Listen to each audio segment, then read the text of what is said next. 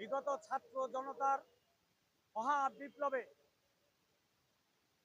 ইন্ডিয়ার তাবেদারি সরকার খুনি হাসিনার পতনে বিগত 17 বছরে এদেশের ছাত্র জনতা, কৃষক, শ্রমিক, আইনজীবী সহ যে সকল ভাইয়েরা আমাদের আত্মাহুতি দিয়েছেন, আমি প্রথমে তাদের আত্মার শান্তি কামনা করছি।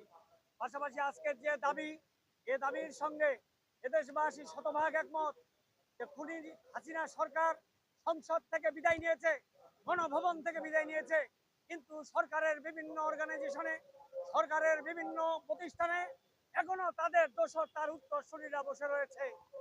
আমরা অবিলম্বে এই ইন্টারিম গভর্নমেন্টের কাছে দাবি জানাতে চাই, সেই সকল হাসিনার উত্তরসূরিদের সেখান থেকে সরিয়ে দেশপ্রেমিক, দেশের প্রতি যাদের মমতা, নৌকার প্রতি যাদের মমতা তারা নয়, হাসিনার প্রতি যাদের মমতা তারা নয়, দেশের মানুষের প্রতি যাদের মমতা, দেশের সংবিধানের প্রতি যাদের শ্রদ্ধা, সেই সকল লোকদেরকে সেই সকল পদে আসীন করে অবিলম্বে হাসিনার দোষরদের যে যেখানে আছে তাদের সেখান থেকে ধরে এনে বিচার প্রতিষ্ঠিত করতে হবে।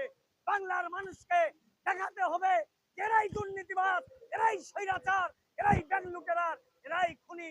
তাদের বিচার সুনিশ্চিত হলে এই খুনিদের আত্মা শান্তি পাবে।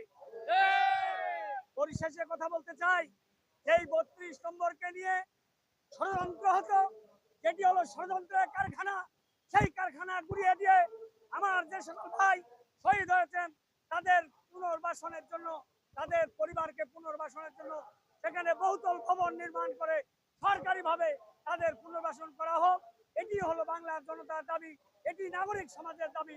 আপনাদের সবাইকে ধন্যবাদ।